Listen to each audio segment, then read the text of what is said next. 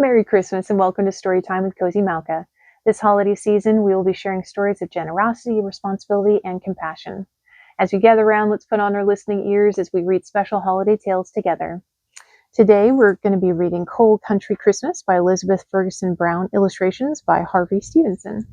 Without further ado, let's find a cozy spot, grab a friend like Jade and Haoa, who really like the Christmas stories we've been reading, and enjoy a great holiday story. Along the road, black as coal, we snake our way up into the mountains. Snow-topped evergreens tower above us. Soft-eyed deer turn their heads, as if to ask where we're going. We're going home. Home to the mountains of Pennsylvania, where my mother and her mother before her were born. Home to cold country for Christmas.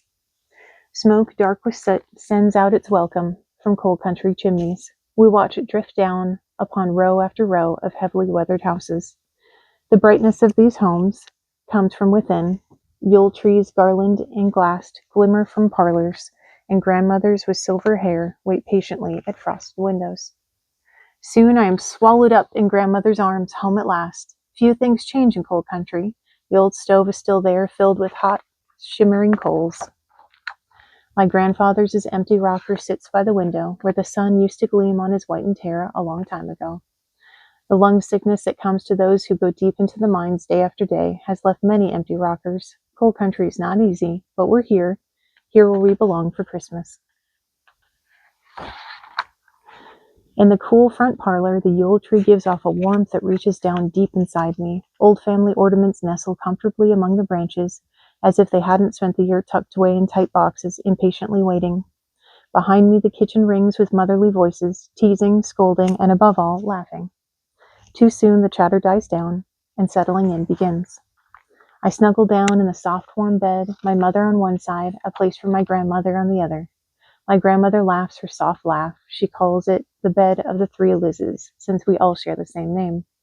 My grandmother, my mother, and me. In the light from the window, I see her standing before the old bureau. Slowly she pulls the thin silver pins from her hair.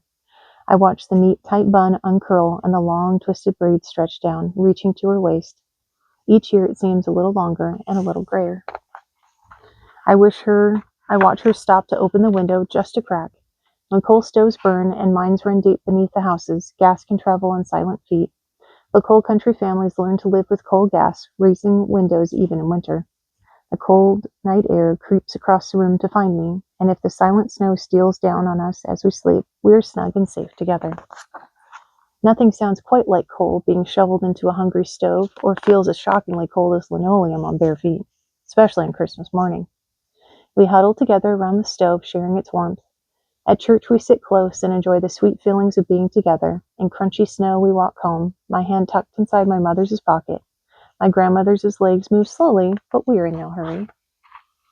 Winding streets bring us past sights all too familiar to coal towns. It has been years since the mines closed, but their mark is still here. Houses and streets tilt as old shafts collapse beneath them. Smoke rises from the mines that smolder even now.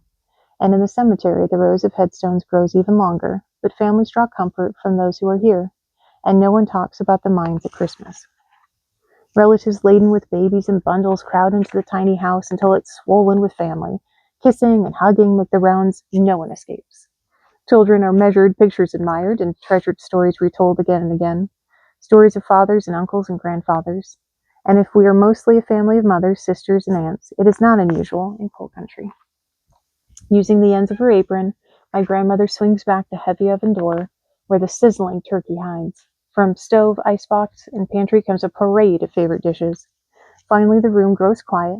The voice of my grandmother drifts down the length of the table, giving thanks for food and Christmas and family. All too soon, empty dishes disappear, and just as quickly, tea and coffee takes their place. But the best is still to come. Months ago, candied fruit was diced, mixed, and baked in a recipe known only to my grandmother. Lovingly, she wrapped the fruitcake and laid it away to wait. It is her gift to us at Christmas. Though it seems more than her swollen fingers are able to do, a cold country woman does what needs to be done. Warmed by laughter, hugs, and family, we snuggle back in bed once again. In the quiet, I hear the rhythmic sound of the faucet, left dripping so water pipes won't freeze, and the gentle swing of my grandfather's rocker as the dog curls round and settles down, And finally, as I drift off, I hear the sad, lonely wail of a train whistle.